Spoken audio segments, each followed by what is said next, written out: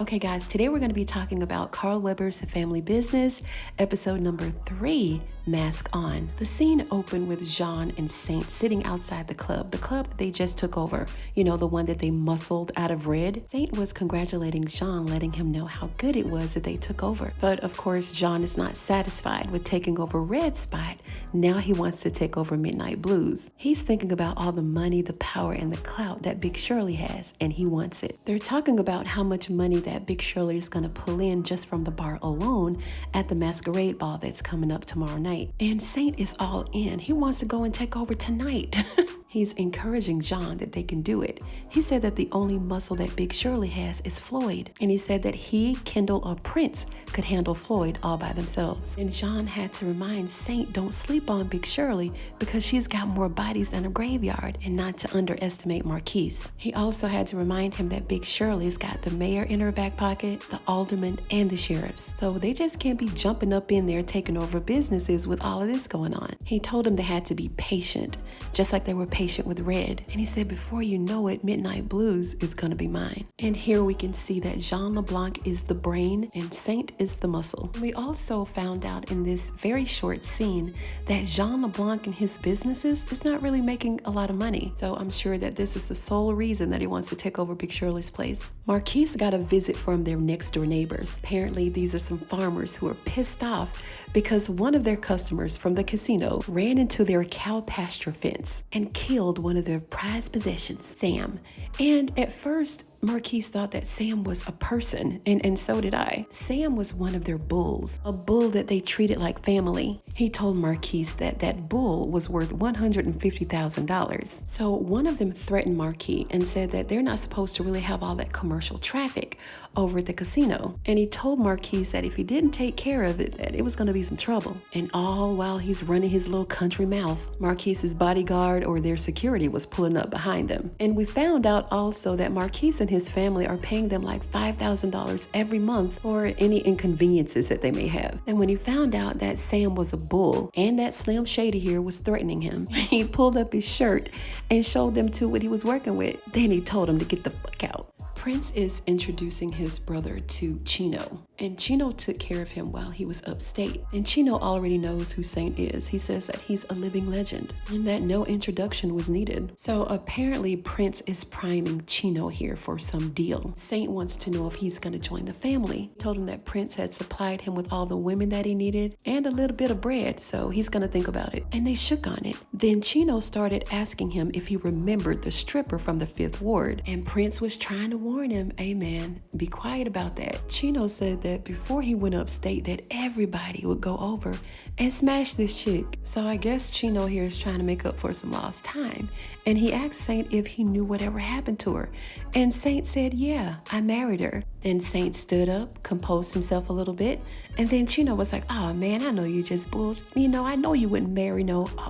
And before he could get the words out of his mouth, Saint punched him. And Prince jumped in and had to remind him that Chino was going to be moving some of that weight that Sebastian is bringing from Florida. And he said, man, we ain't trying to mess up what Jean got going on. And Saint is an absolute hothead. He always has to be calmed down, like he's a little kid or something. And good thing Prince was there, you know, to talk some sense into his head. He told Chino if he ever even thought about his wife again, that he was going to make him gator food. And on top of that, he told him whatever he made from pushing weight, that he had to give him 20%.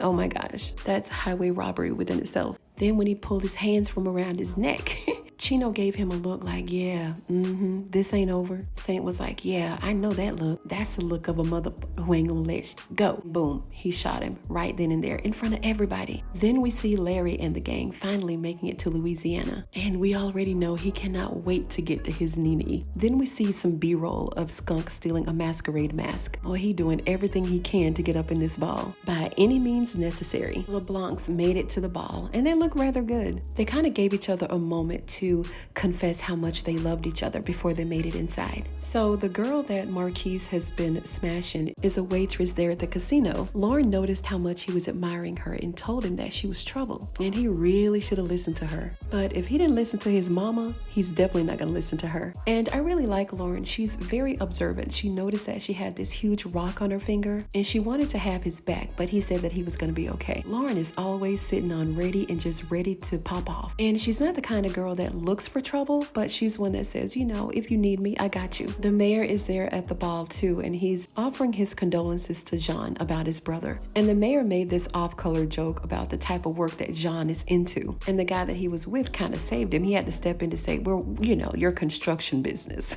You know, it's close to the swamp and something's bound to happen with the gators. Then John was like, well, with all due respect, I don't think that gators killed my brother. Then the mayor said, well, that's the direction that the investigation went. Do you have any more evidence? And he told John that he hopes that he's not thinking about taking the law into his own hands. And John stepped to him. He was like, you know, do I look like that kind of guy? And I love when he has his serious face. He has his face that says, don't fuck with me, Mr. Mayor. And he also wanted to confirm that the coroner had been paid off because he doesn't want the Pierre LeBlanc issue to come back up again. And guess who Crazy Larry ran into as soon as he got there? Skunk. And then he said, excuse him, Lord, for he knows not who the fuck I am. Boy, Crazy Larry is something else. And Skunk better be glad he's in a good mood. So Mo and Floyd introduced Big Shirley, and she came out, welcomed everybody, thanked them for coming, and told everybody to have a good time. Larry finally met up with Nene, and of course, he couldn't give away his secret. He had to turn on the impersonations. And, you know, Nene was playing along at first, and then she said, Larry, is that you? They're so cute as a couple, because can't nobody really handle Larry's crazy like Nene can. John wants to go and get he and Marie something to drink, and she doesn't want to let him out of her sight. Then John is yet again apologetic for his busy lifestyle, and he told her that he's working on something big and that he was very close. And I'm sure he's talking about taking over Big Shirley's casino. Even though he's gonna let that slow cook for a while, I don't know, he may just be talking about that, or he's talking about getting more leads on his brother's death. Either way, whatever this big thing is, it's going to be a pivotal point in the storyline. But nonetheless, I can't wait to see it. So Marquis's side piece, who just happens to be Saint's wife, pulled up and said that she wants to meet him in a closet on her break. Then she started talking that talk, and Marquis was like, well, you know, forget the closet.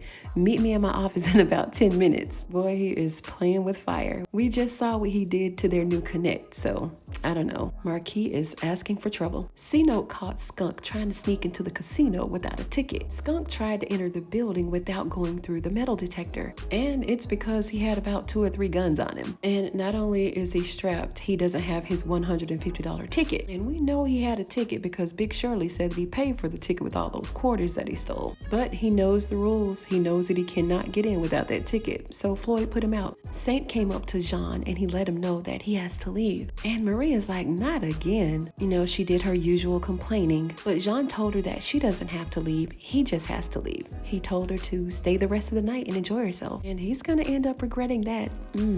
Yes, he is. Cousin Curtis noticed that whoever his mom was dancing with was a little touchy-feely, so he went and told Big Shirley. And he was like, who is that touching all over my mom like that? And Big Shirley said, listen, don't worry about it. Let your mom have a good time. It's just weird that he doesn't know that that's his dad. Like, really? And why did Big Shirley look like Sunshine in this scene? She looked like her old self again. So whatever business they have now, Saint took Jean LeBlanc to this house and he said, are you going to come in? He said, no, I just need you to handle this. And then he walked off, and we'll find out who's inside just a little bit later. So Cousin Curtis is feeling really lucky at the poker table. And then Marie just happens to be his lady luck for tonight. She blew on the dice all seductively, bending over. Girl, you ain't got to be doing all of that. But that's just what Cousin Curtis likes. And I guess it worked because Cousin Curtis tripled his money. Marquis gave his side piece the head nod to go ahead and meet him in his office.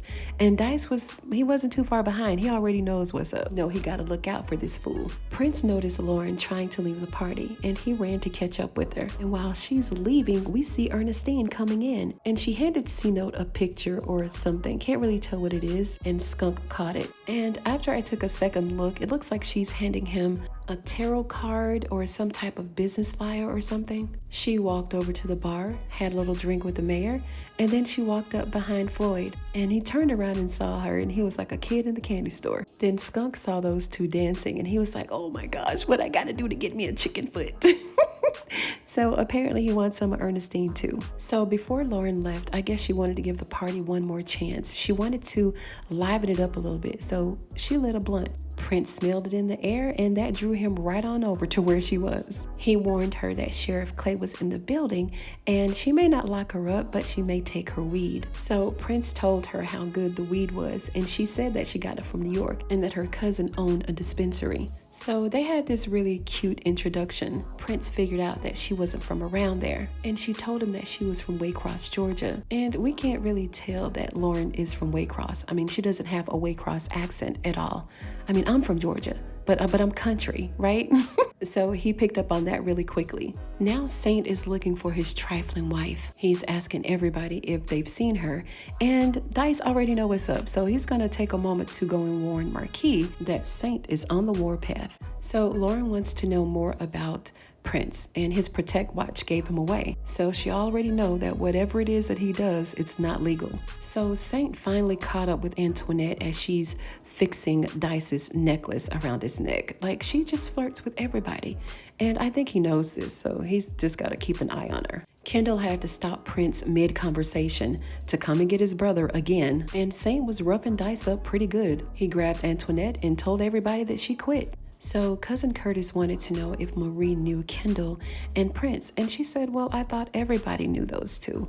So now, of course, Cousin Curtis is letting her know that he's not from there, so he wouldn't know who they are. She told him that she was married and that she was happy, but he knew that was cap. She told him that she didn't feel married anymore, that she felt more like a trophy or an arm piece. And he was like, all right, well, forget all that. How you feel about me right now?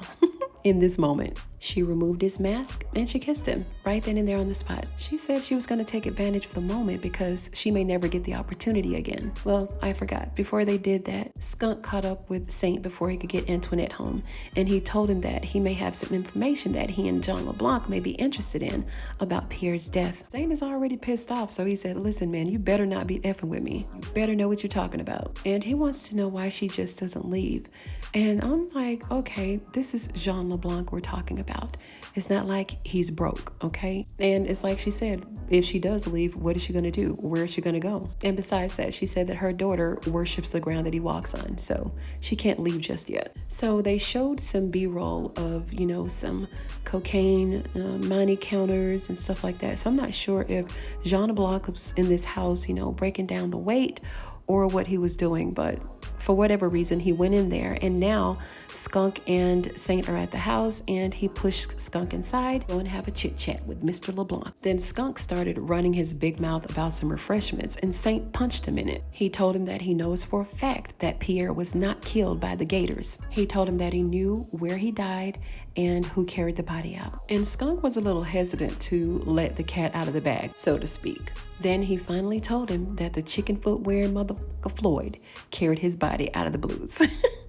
End scene. And this was a great episode. It did a great job with establishing everybody's storyline and how the rest of the season is going to play out. A lot of connections were made and some dangerous deals that are on the table. So I'll give this one a 10 out of 10. But these are just my thoughts. Let me know what you thought about this episode down below. And if you like this video, go ahead and give it a thumbs up. I'd appreciate it. And thank you so much once again for sharing this video, you guys. Thank you for commenting. I do appreciate each and every one of you. And if you're a fan of Carl Weber's A Family Business New Orleans like I am, then go ahead and sub to this channel for more videos just like this one. Thank you so much for joining me today, you guys. And I'm going to see you in the next one.